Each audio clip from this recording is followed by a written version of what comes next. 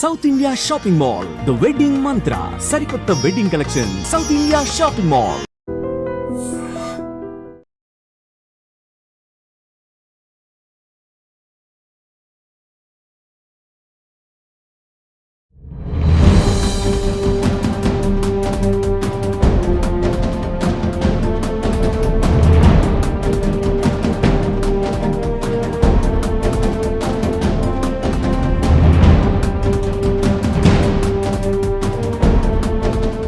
BRS నేత కేటీఆర్ ఈరోజు ACB విచారణకు హాజరైనరు. ఆల్మోస్ట్ ఇక ఏసీబీకి సంబంధించి విచారణ తుది దశకు చేరింది అనేటువంటి ఇన్ఫర్మేషన్ అయితే అందుతోంది. అయితే కాసేపటి క్రితమే కేటీఆర్ మీడియాతో కూడా మాట్లాడినరు, అట్లాగే కొన్ని ట్వీట్స్ కూడా చేసిండ్రు. డైరెక్ట్ ఇప్పుడు ప్రభుత్వాన్నే విమర్శిస్తూ ఆయన ట్వీట్ చేసిండ్రు.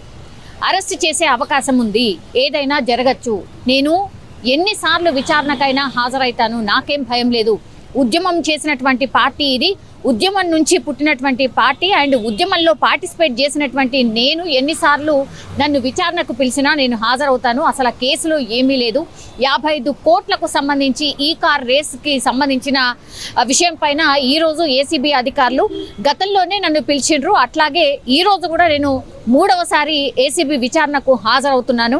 ఎన్నిసార్లు పిలిచినా, 300 సార్లు పిలుస్తారా, ఇంకెన్నిసార్లు పిలిచినా నేను రావడానికి సిద్ధం, విచారణకు కూడా నేను సహకరిస్తాను, వస్తాను అనేటువంటి మాట చెప్తున్నారు. కానీ ఏవనగా ఇప్పుడు ఏసీబీ విచారణలో ఉన్నటువంటి కేటీఆర్ ఈరోజు ఏసీబీ విచారణకు హాజరైనరు. ఏసీబీ ఆఫీస్ వచ్చే కూడా ఇది బంజారా హిల్స్కి సంబంధించి, అంటే మనం చూడొచ్చు, అంటే టీఆర్ఎస్ భవన్ తర్వాత ఇప్పుడు పోలీస్ కమిషనరేట్, దీన్ని దాటిన తర్వాత కేవలం ఒక 500 మీటర్ల దూరంలోనే ఇప్పుడు ఏసీబీ ఆఫీస్ కూడా ఉంది. మరి కాసేపట్లో సీఎం రేవంత్ రెడ్డి కమిషనరేట్ ఆఫీస్కి రాబోతున్నారు. ఇన్ఫార్మల్ క్యాబినెట్ మీటింగ్ అనుకోవచ్చు, అవైలబిలిటీ ఉన్నటువంటి మంత్రులతోని ఆయన ఒక మీటింగ్ కండక్ట్ చేయబోతున్నారు. సో ఇక్కడే కూతవేటి దూరంలో ఇప్పుడు ఏసీబీ విచారణలో కేటీఆర్ ఉన్నారు, అరెస్ట్ అయ్యే ఛాన్సెస్ ఉన్నాయని చెప్పి ఆయన్నే చెప్పి వెళ్ళడం. ఆ తర్వాత టీఆర్ఎస్ భవన్ దగ్గర చాలా జిల్లాల నుంచి కూడా చాలామంది కార్యకర్తలు తరలి వచ్చిండ్రు. మొన్న కాళేశ్వరం విచారణలో భాగంగా కేసీఆర్ ఎప్పుడైతే హాజరైనరో అప్పుడు ఎట్లాంటి వాతావరణం ఉండిందో ఇప్పుడు టీఆర్ఎస్ భవన్ దగ్గర కూడా కేటీఆర్ మేబీ అరెస్ట్ కావచ్చు అనేది ఆయన్నే చెప్పాడు. కాబట్టి అరెస్ట్ అయ్యే ఛాన్సెస్ ఉన్నాయని చెప్పి పెద్ద ఎత్తున ప్రచారం జరుగుతోంది. కాబట్టి పెద్ద ఎత్తున టీఆర్ఎస్ భవన్ దగ్గర కార్యకర్తలు ఉన్నారు. అట్లాగే ఆ చౌరస్తా ఏదైతే ఉందో ఆ చౌరస్తా దగ్గర కూడా చాలా మంది కార్యకర్తలు సిద్ధంగా ఉన్నారు. సో ఎనీ మూమెంట్ ఏసీబీకి సంబంధించిన విచారణ ముగిసిన తర్వాత ఏం జరగచ్చు అనే టెన్షన్లో ఒకవైపు బీఆర్ఎస్ కార్యకర్తలు కనిపిస్తున్నారు. పక్కనే ఇప్పుడు కమిషనరేట్ ఆఫీస్ ఉంది.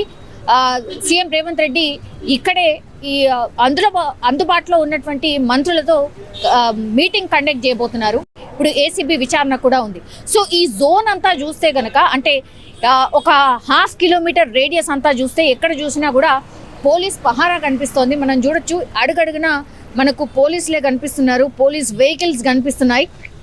అండ్ నేను చెప్పే ప్రయత్నం చేయబోతున్నాను, ఇంకా సో రాజకీయ వేధింపులతోనే ఎన్ని కేసులు పెట్టినా కూడా ఏం చేసినా నేనైతే వెనక్కి తగ్గేది లేదు. అట్లాగే చట్టం మీద నాకు పూర్తి స్థాయిలో గౌరవం ఉంది. అండ్ అట్లాగే ఏసీబీ విచారణకు ఎన్నిసార్లు పిలిచినా కూడా నేను హాజరవుతాను అన్నటువంటి మాట చెప్తున్నారు. అండ్ ఇప్పటికే కేసీఆర్ని కావచ్చు, హరీష్ రావులను కూడా కాళేశ్వరం కమిషన్ ముందు కూర్చోబెట్టి ఒక పైశాచిక ఆనందం అయితే పొందారు. సో అట్లనే నన్ను కూడా అరెస్ట్ చేసే అవకాశం ఉంది. సో తమకు జైళ్ళు కానీ కేసులు కానీ కొత్త అయితే కాదు. ఫార్ములా ఈ రేస్ కేసులో తెలంగాణను ప్రపంచంలోని నంబర్ 1 చేద్దామన్న ప్రయత్నం మాత్రమే చేశాను.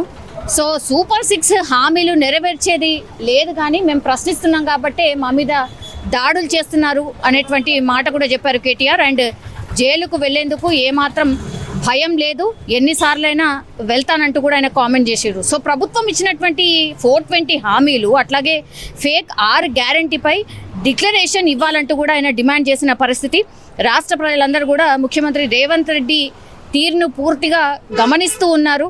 అట్లాగే రైతు బంధు, ఇప్పుడు చెప్తున్నటువంటి రైతు భరోసా ఏదైతే ఉందో అసలు మీరు ఎన్ని ఇచ్చారు ఇప్పటి వరకు, అవైతే ఏమి ఇవ్వరు. అట్లాగే మహిళలకు 2500 రూపాయలు ఇస్తామన్నారు, అది ఏమైంది? 2 లక్షల ఉద్యోగాలు ఇస్తామన్నారు, యువతను మోసం చేశారు, అది ఏమైంది? సో ఈ ప్రశ్నలన్నిటికీ సమాధానం లేదు, కానీ కావాలనే ఒక పైశాచిక ఆనందం కోసమే ఈ పసలేని కేసులు కావచ్చు, అసలు ఆ కేసే కాదు, దాన్ని తీసుకొచ్చి ఏసీబీ అని హడావిడి చేస్తున్నారు తప్పించి, మీకు పైశాచిక ఆనందం కోసం నన్ను జైల్లో పెట్టినా నేను వెళ్ళడానికి సిద్ధం, కానీ మా ఫైట్ లీగల్గా డెఫినెట్లీ ఉంటుంది అని కూడా కేటీఆర్ చెప్పినటువంటి పరిస్థితి.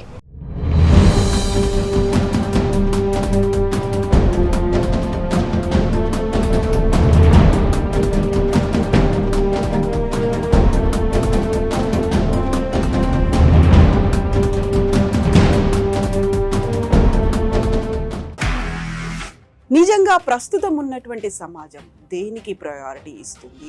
ఆర్థిక సంబంధాల చుట్టూ మాత్రమే తిరుగుతోంది. మళ్ళీ ఎన్నికలంగానే చాలా విరక్తి కలుగుతాం. మంచి అనిపిస్తుంది కదా, లేడీస్ కూడా ఛాలెంజింగ్ జాబ్స్ చేసినప్పుడు చాలా బాగుంటది. ట్రాఫిక్ అసిస్టెంట్స్ గా నియమించిన ట్రాన్స్జెండర్స్ అందరితో సాల్యూట్ చేయించుకుంటున్నారు. ఫుడ్ డెలివరీ ఇవ్వటానికి వెళ్ళినటువంటి డెలివరీ బాయ్ అనిల్ పై కళ్ళ ముందు